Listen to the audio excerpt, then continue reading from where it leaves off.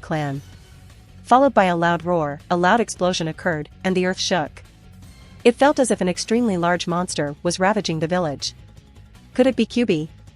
Don't speak such ominous things. If Kyubi went on a rampage, then the village will suffer irrecoverable wounds. Sandame's expression shrank immediately because this incident indeed reminded him of the night of Kyubi's rampage. When everyone turned to look in the direction of the Hyuga clan, they found a behemoth-sized creature, muddy purple in color, with several heads, and dark chakra raging around and demolishing the houses. That's not the Kyubi. Yeah, what in the hell is that thing? Hey, his chakra is so dark and evil. Damn that beast. My house is in there, and the loan has yet to be paid. The ninjas present here were suddenly agitated, and no one could turn a blind eye to such a monstrous existence raging within the village. At this moment, a chunin who held his shoulder to temporarily stop the bleeding rushed over to the Hokage building, and reported the situation to Sandame. Hokage-sama, one of the squad captains of the Konoha military police force is resisting that monster. Please, you have to send someone for support, else it would be impossible to that monster suppressed any longer. The captain of the Konoha military police force? Sandame was taken aback, and immediately turned towards Fugaku, who was standing next to him. Fugaku also had a confused expression. The Konoha military police force is under the control of the Uchiha clan, and all the squad captains are present here with him, and there are no other squad captains. Fugaku can be sure of this, as he, himself, is the leader of the Konoha military police force. What's more, such a large monster cannot be suppressed or resisted by just any shinobi. Kage level strength is minimum. The injured chunin did not seem to notice Fugaku's confused expression, and said to him, Fugaku-sama, this time thanks to the squad captain of Konoha military police force, many lives were saved and the people present around also had the opportunity to retreat as fast as they can, otherwise a lot of casualties would have occurred. I am afraid that none of our teams would have survived. So, please accept my heartfelt gratitude. Fugaku could only nod with an awkward expression. Sandame jumped on top of the roof of the adjacent building, and shouted, let's set off. Firstly, drive this monster out of the village 30 degrees south from position Alpha, and there the sealing class will prepare to seal that monster. Yes, Hokage-sama. Everyone, including Uchiha shinobi, nodded with a serious expression. The Uchiha were especially serious. The appearance of this monster has clearly indicated that there is a third party involved in the matter tonight, so everyone understood that someone was inducing infighting, and they were angered. This debt has to be repaid. The Uchiha clan has been under tremendous pressure for a while now, and now that they see the opportunity to let loose, they are pretty eager to beat the hell out of that punching bag. So under the leadership of Hokage-sama, a large number of shinobi rushed towards the rampaging monster. On the devastated street, Uchiha Tsukihai swiftly moved from one point to the other, her glowing katana dancing in her hands, cutting and severing tentacles that were trying to grope her. At this time, Shino has completely liberated Morio, or better yet, artificial Bija Morio. Therefore, his size was gigantic. Shino's entire body was covered in muddy purple chakra that seemed to be extremely corrosive in nature. And this muddy chakra seemed to also have its own consciousness as it was hunting the unlucky and weak bystanders on its own. Tsukihai has repeatedly confirmed this, as she saw many Konoha shinobi who were caught off guard and swallowed were later puked out in the form of an unrecognizable mass of rotten flesh. Everyone, retreat! Tsukihai shouted while dodging one of the several heads of Morio that tried to eat her.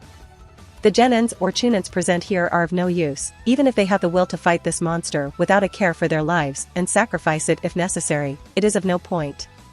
Their attacks are not doing any damage to the enemy, only increasing the number of meaningless casualties. So, it is better that they retreat and let the ones who have the capabilities do their job. Listening to the shout of the Uchiha Kunoichi, the ninjas around hesitated a little, but they also understood that their presence is not doing anything and chose to retreat one after another. As they have long realized that with the level of their abilities it is impossible to participate in the battles of such level. Seeing that they started to retreat, Tsukihei sighed in relief. Fortunately, the resident villagers of this block have already evacuated, and she has also led Shino outside the Hyuga territory. Whoosh. Using the body flicker technique again, Tsukihei avoided another one of Morio's attacks and landed on one of the semi-collapsed walls. Currently, she was panting for breath, and tried to analyze the methods she can use to take down the enemy. Since Shino has completely liberated Morio, so Sandame must have noticed Morio raging in the village, and he would have no choice but to leave whatever he was doing and come here to deal with him. Therefore, Tsukihei knows that as long as Shino is stalled for a while longer, backup would arrive and she would be able to retreat from here. While Tsukihei pondered, one of Morio's dragon heads approached her and spoke arrogantly, "Uchiha Tsukihei, do you see this? This is my power, superior to you Uchiha." Ha ha ha. Hearing Shino's voice, Tsukihei's eyes shrank, and she muttered, how did he completely dominate Morio's consciousness? Was it because of the Chimera Jutsu? For a Jinchuriki, liberating the Bijou means losing oneself. Therefore, only perfect Jinchuriki who have reached a deeper level of understanding with their Bijou sealed within them can liberate Bijou without any worry. Others all are not capable of this without losing their consciousness, so they would rarely resort to such a measure. Oh, I remember, there is one more trick. Shino said while laughing loudly, and immediately the corrosive chakra on Morio's body skyrocketed. Whyish. Whyish. Whyish. Whyish. As the chakra on Morio's body soared, the surrounding earth and stones suddenly came to life and soon took the shape of stone soldiers. Shit, shit, shit, shit. Tsukihei suddenly panicked as soon as she saw those soldiers of the ghost army, and quickly weaved the hand signs, fire release, great dragon fire technique. Instantly, a dragon-shaped fireball that covered a large part of the sky rushed towards Morio. But as soon as the dragon-shaped fireball arrived closer to Morio's body, the corrosive muddy purple chakra on his body started corroding the fire-style jutsu, and within just a few short breaths, the jutsu disappeared. Damn it! Tsukihei muttered in frustration. From this scene just now, Tsukihei discovered that in addition to hunting bystanders and unlucky individuals, this corrosive chakra can also act as a protective covering to protect Morio's inner body and Shino within it. The number of attacks Tsukihei can use is limited because of the absence of Ryumyaku. What's more, to deal with Bijou-class monsters, ordinary ninjutsu attacks are of no use, unless you are Uchiha Madara, who can make any random B-class ninjutsu and display its power as strong as or probably even stronger than S-class attacks. I don't have any good way to deal with so many stone soldiers at once, Sandame will have to order his shinobi to take care of them. Muttered Tsukihei with a gloomy look. Being aware of what the ghost army is capable of, Tsukihei understands that cutting off the main chakra source is the only effective method to get rid of these stone soldiers. There is no other effective method to stop them, and they might even cause large-scale damage to the village. Even the civilians and other shinobi will suffer under the siege of the ghost army. I guess I will have to accelerate the battle to reduce the damage and casualties. Making up her mind, Tsukihei put back the katana inside the sheath strapped around her waist and slowly walked towards the head of Morio. Shino seemed to be surprised by Uchiha Tsukihei's sudden actions, and spoke with a smile, what is this am I seeing? In the face of absolute strength, have you finally decided to give up, bow down and beg me to spare you? Is that it? Tsukihei shook her head and said, no, I am already bored of this pathetic fight, so I decided to get rid of you sooner rather than later. You hateful Uchiha bitch, you think you can stop me? I will kill you, swallow you, and then destroy this whole village, Shino roared in anger.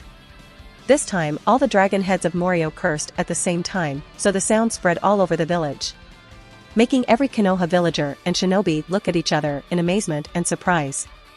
It was only now that they realized that the person who was openly resisting and suppressing the monster from rampaging all over the village is a kunoichi of the Uchiha clan. After the roar, Shino ignored everything, and directly drove all the heads of Morio towards Uchiha Tsukihei, who stood completely defenseless.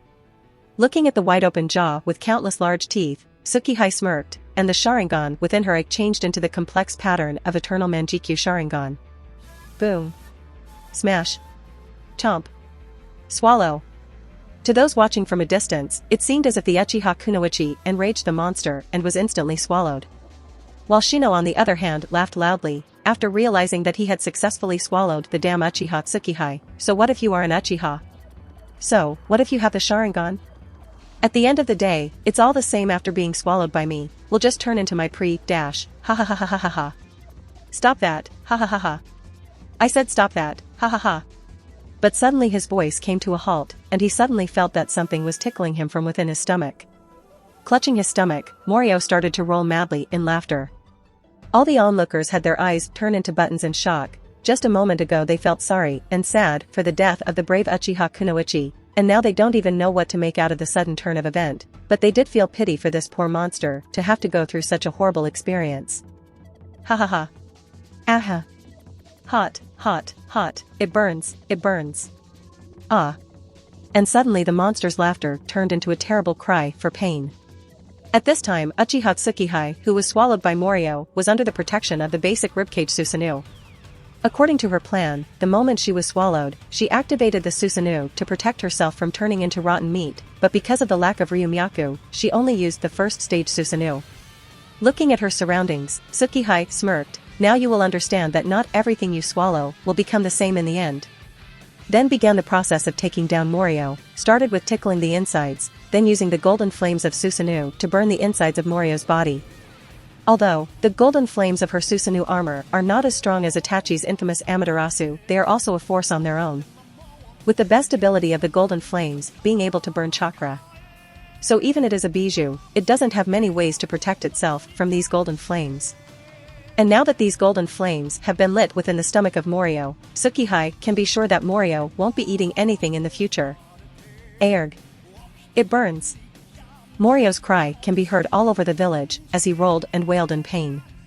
With his humongous size, even ordinary steps were capable of shaking the surroundings, not to mention his current rolling and wailing in pain. Within just a few moments the entire block turned into a pile of rubble. Hee hee hee. It seems that these golden flames are really doing the wonder. Giggled Tsukihai.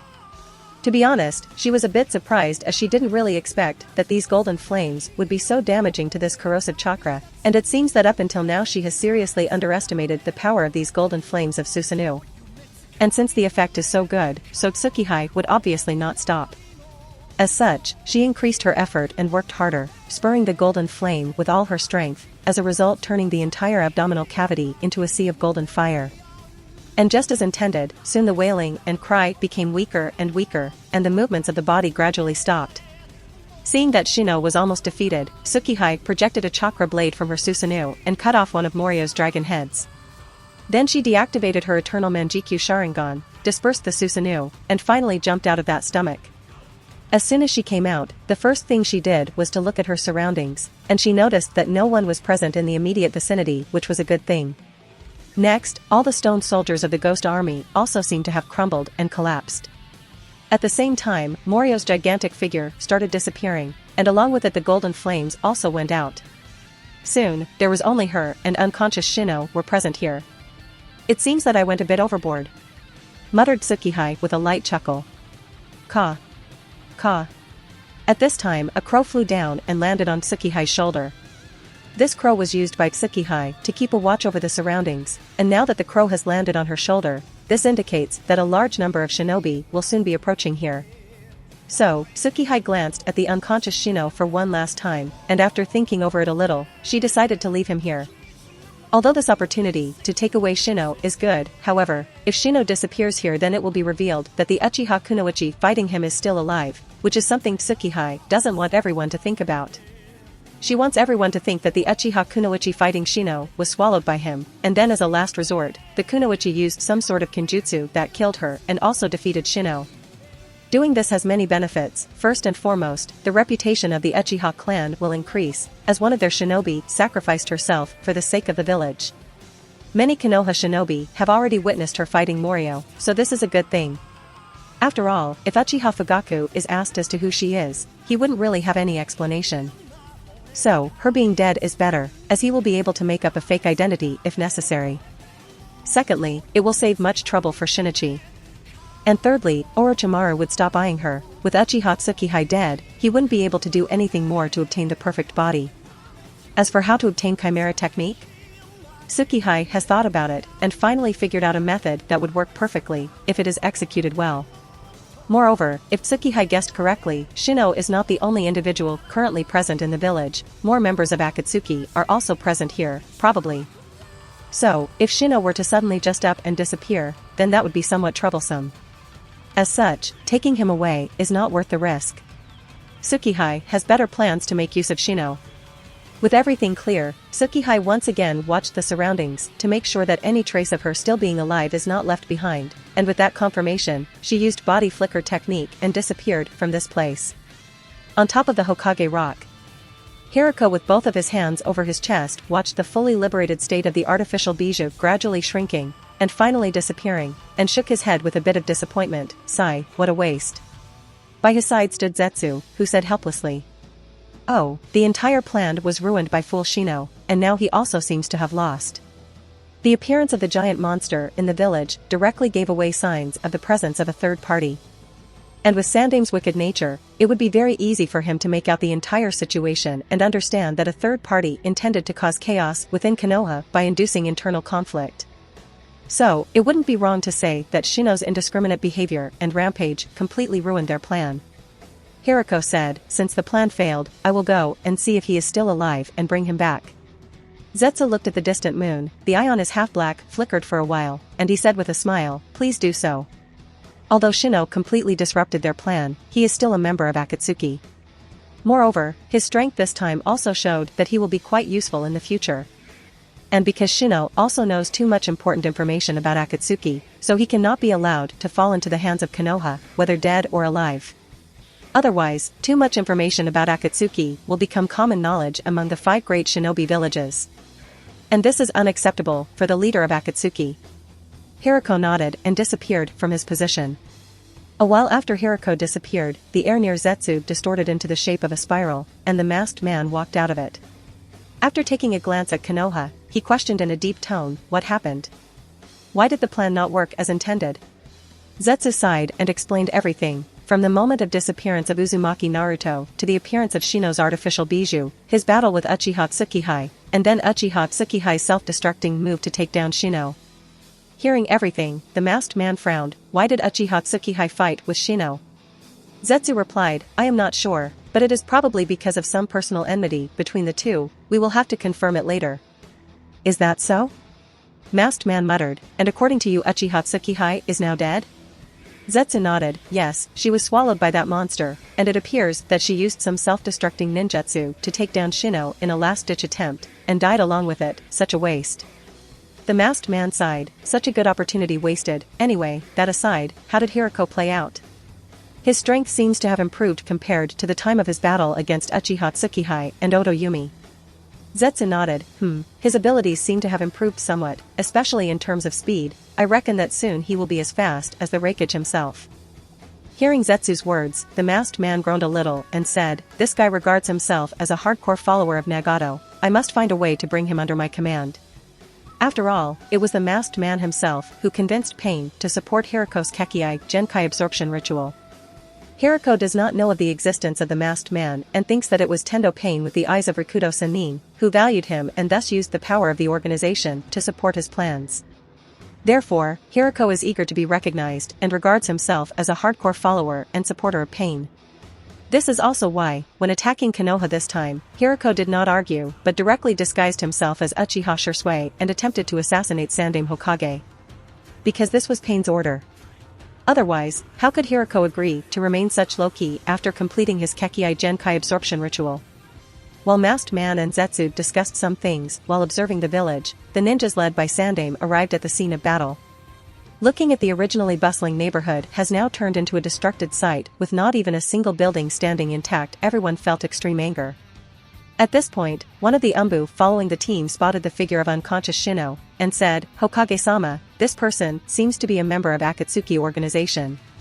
The 5 great shinobi villages may have not established a united military front, but they are still willing to exchange all the information about Amatsukami and Akatsuki. So Konoha has quite a lot of information about the members of the Akatsuki organization, at least much more when compared to Amatsukami. After all, the members of Akatsuki do not wear masks and cloaks that hinder perception. Moreover, they also have some or other background or origins, which is not difficult for various villages to figure out, unlike the members of Amatsukami, who seems to pop out of nowhere. Upon hearing that it was a member of Akatsuki, Sandame's expression was gloomier. He walked closer to Shino and asked, "Is he the guy wanted by Kumo for stealing their kenjutsu?" "Yes, Hokage-sama, this is him." The Umbu member nodded immediately. With that confirmed, Sandame turned his gaze towards the leader of the sensory department, who immediately understood the signal and focused. After a while, he looked at Shino and said with a serious face, "He is that monster." Sandame frowned after hearing this, and at this moment he suddenly remembered Cheyenne, the daughter of Miko of Land of Demons, who came to Konoha a few days ago. Because of the lack of manpower, Sandame has been unable to send any team for an investigation into the territory of the Land of Demons. So only Hyuga Kuroto was sent to figure out the state of that country and confirm whether Miko is still alive or has already died. But now that this monster is present here, Sandame can't help but wonder, was that monster the same one that Miko sealed a few years ago, because the description of that monster matches very well with this one? Thinking so, Sandame suddenly turned towards Shino, and muttered, "If my guess is correct, then I am afraid that he has become a Jinchuriki to that monster, but it really makes me wonder as to how was he defeated so quickly even after liberating the demon?" With a curious expression, Sandame squeezed a smile, turned towards Uchiha Fugaku, who stood on his side, and asked, "I want to meet the squad captain of the Konoha military police force who was fighting Shino." Before Fugaku could answer, another group of shinobi who were previously watching the battle from a distance arrived here and reported what they saw to everyone. After hearing their report, Sandame was shocked. That is to say, the Uchiha Kunoichi who was fighting the monster was swallowed by him, and then she probably used some sort of technique as a last desperate measure to defeat the monster along with destroying herself? Yes, Hokage-sama. We saw this happening. As soon as she was swallowed by that monster, the monster started struggling. She was probably doing damage from within his stomach," said one of the Chunin. Sandame was more surprised. Any shinobi or kunoichi sacrificing himself or herself for the sake of the village is worthy of honor, but to give that honor it must at least be known who exactly is that person. Not only Sandame, even the other ninjas, including the patriarchs of various clans, the elite jonins, as well as the elites of the Uchiha clan, looked as Fugaku with inquisitive gazes waiting for his answer. Everyone was obviously curious about this Konoha military police force squad leader who was capable of defeating that Bijou-class monster. Feeling those inquisitive gazes upon him, Fugaku fell into an embarrassing situation, because he, similar to everyone else, was also very curious about the identity of this kunoichi, who was a so-called squad leader of Konoha military police force. If not for the monster to openly curse with the name Uchiha, then he might have even wondered if it was someone pretending to be an Uchiha.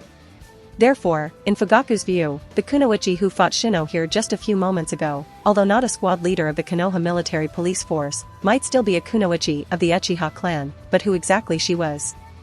He is not sure about it. Who could it have been? Thought Fugaku. If they said that the person fighting Shino was a shinobi, not a kunoichi, Fugaku might have thought of it being Itachi for a second, even though he knows how ridiculous that sounds. Itachi may be an unmatched genius, but he is only 11 years old.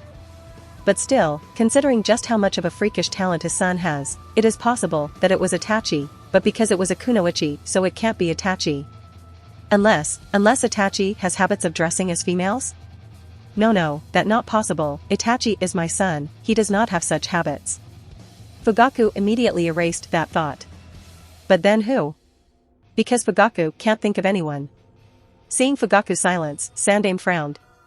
Although the Konoha military police force is under the control of the Uchiha clan, Sandame is still very much aware of the identities of all the squad leaders of Konoha military police force. Because of this, he is even more curious about the identity of this kunoichi because he couldn't remember any kunoichi being squad leader in Konoha military police force. Although curious, he did not pressure Fugaku too much. It was possible that Fugaku was sad because of the death of this kunoichi. So, to give Fugaku some time to recover from his sadness, Sandame did not disturb him, and this information can be confirmed at some other point. Right now there are more important things that they must take care of. With that understood, he turned towards the Yamanaka patriarch, Inoichi. Yamanaka Inoichi stepped forward. "Yes, Hokage-sama?" Sandame instructed, "Read his memory. I want to know all the information we can gain from him, from Akatsuki's goal of attacking Konoha, to all their lineup, everything." "Yes." Yamanaka Inoichi nodded and immediately walked towards Shino. Yamanaka clan is known for its mind-related techniques, and they specialize in reading through others' memories to extract out all types of intelligence stored within their target's mind. In terms of mind arts, no other clan can outmatch the Yamanaka clan. Just as Yamanaka Inoichi squatted down to read Shino's memory, feathers started to fall from the sky. Why are so many bird feathers falling? Look, their ends are burning. As soon as one of the Konoha shinobi discovered this, everyone understood that something was wrong. Nobody was required to be reminded of the possible danger, as safety methods were immediately deployed.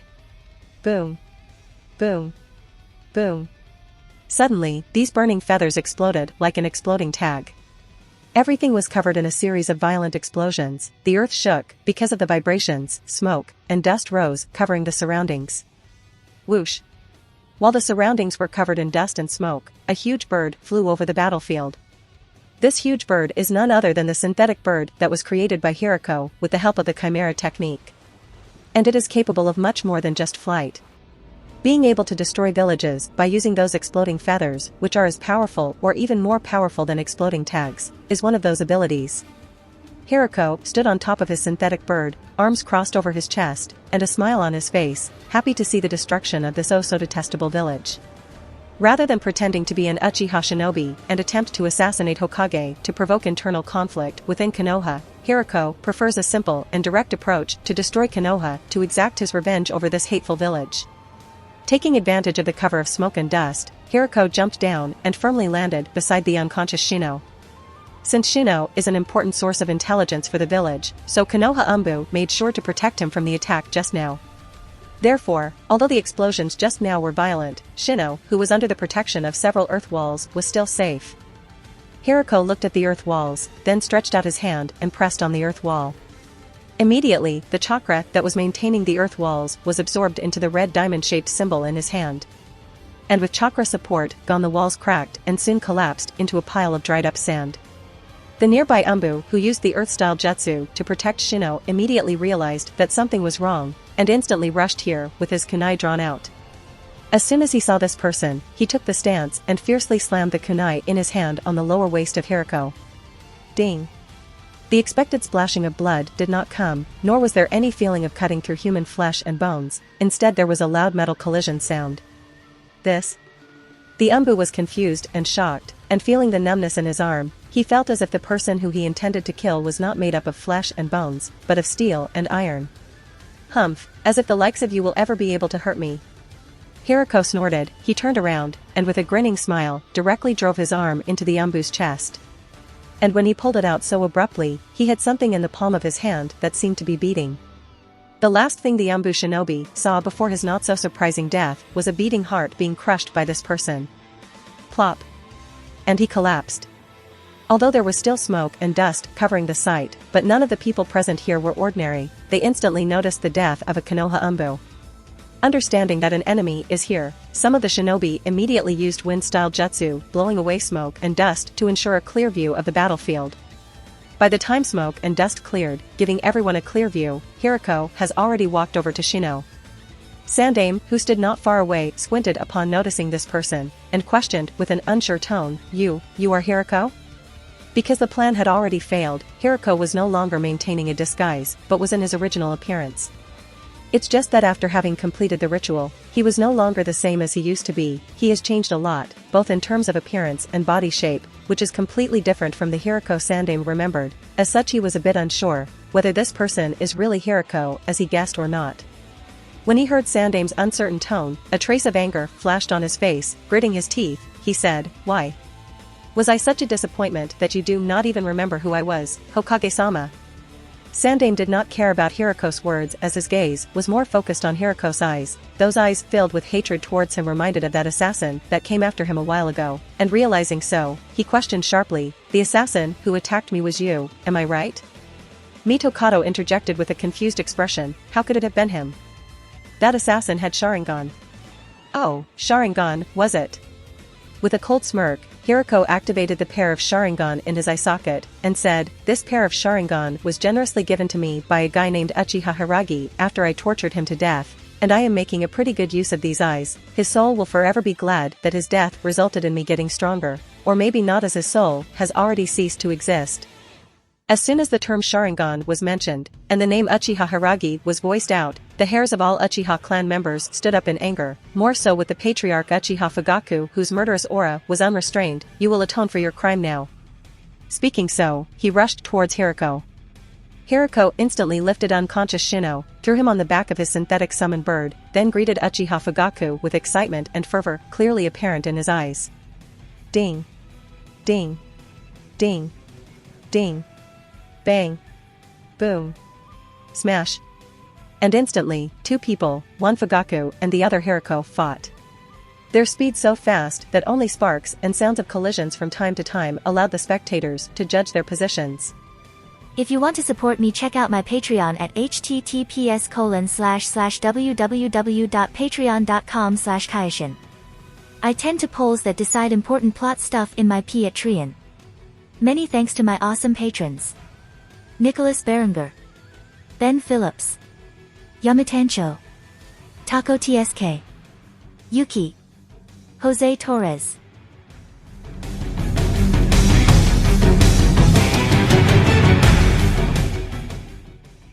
If you enjoyed the content, don't forget to give it a like and subscribe to the channel.